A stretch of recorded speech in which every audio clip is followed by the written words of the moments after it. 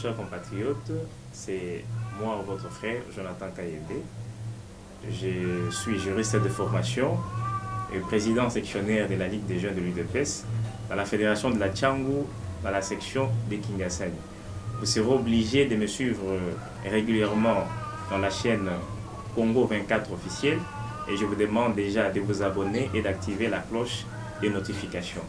Et par rapport à l'actualité actuelle, vous savez bien que tout le monde s'attend à ce que le président de la CENI soit désigné et tous les autres membres, en sorte que le gouvernement Nanga, soit le bureau Nanga, puisse passer et que nouveau bureau puisse prendre place pour les organisations, pour l'organisation des élections de 2023. Parce que tout le monde ne fait que jurer sur 2023.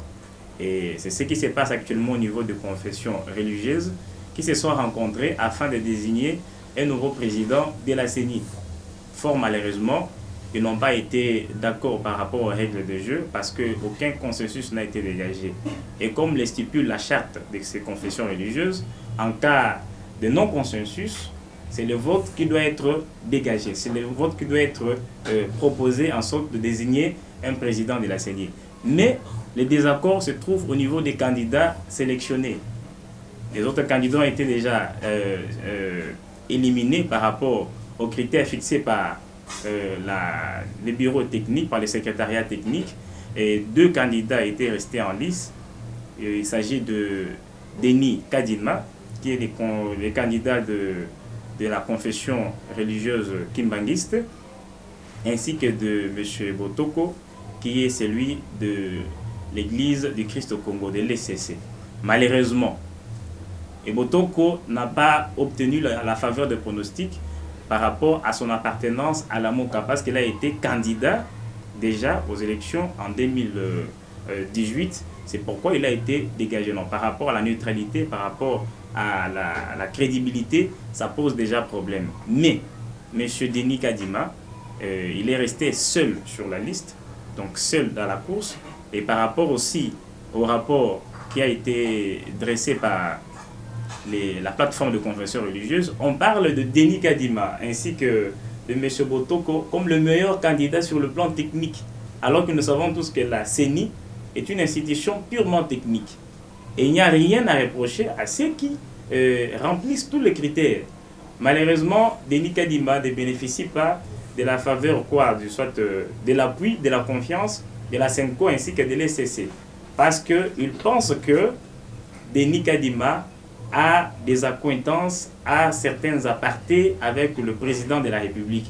Malheureusement, cela n'est pas prouvé. Et comme étant le fait que ces allégations sont gratuites jusque-là, les 6 autres confessions religieuses n'ont pas voulu accepter cette hypothèse. Ils pensent que Denis Kadima est le meilleur candidat, étant retenu et étant resté jusqu'à la fin de la course. C'est pourquoi ces 6 confessions religieuses s'étaient retirées pour organiser un vote et ils sont allés déposer le PV au bureau de l'Assemblée nationale. Dodo Kamba, les représentants de ces 6 confessions religieuses, affirment que les dépôts de ces PV-là, désignant Denis Kadima comme président de la CENI, est un acte de civisme, est un acte de bravoure parce qu'ils ont rempli leur devoir civique. Donc ils doivent donner à la CENI un nouveau bureau parce que si vous ne voulez pas d'un nouveau bureau à la CENI, c'est Corneille Nanga qui continuera à rester en fonction. Et éventuellement, en 2023, il n'y aura pas élection. Alors que nous, l'UDPS, nous nous inscrivons sur le programme des élections dans les délais constitutionnels. Donc, selon l'UDPS, en 2023, en décembre 2023, les élections doivent avoir lieu. Et freiner la désignation du nouveau président de la CENI ainsi que du bureau de la CENI, c'est s'inscrire dans la logique du dialogue.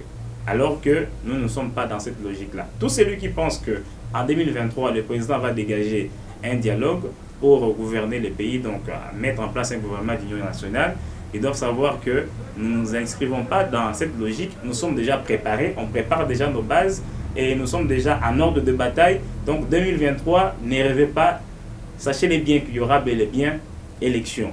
Et personne ne peut bloquer la machine de la CENI, personne ne peut bloquer l'organisation des élections en 2023 parce que nous devons respecter la Constitution comme le président l'a toujours fait. Et c'est pourquoi nous demandons aux uns et aux autres de soutenir la démarche de l'Assemblée nationale qui va aujourd'hui, lundi, examiner le PV des 6 confessions religieuses qui a été déposé par le pasteur Dodo Kamba. Et c'est aujourd'hui que nous saurons ce que sera la suite du bureau de la CENI.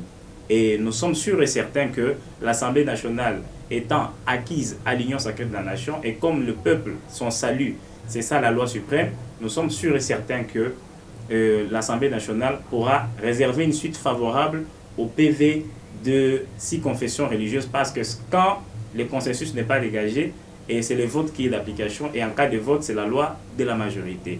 Et nous souhaitons bonne chance au nouveau président de la CENI, et nous attendons aux bonnes élections crédibles, transparentes et apaisées en 2023.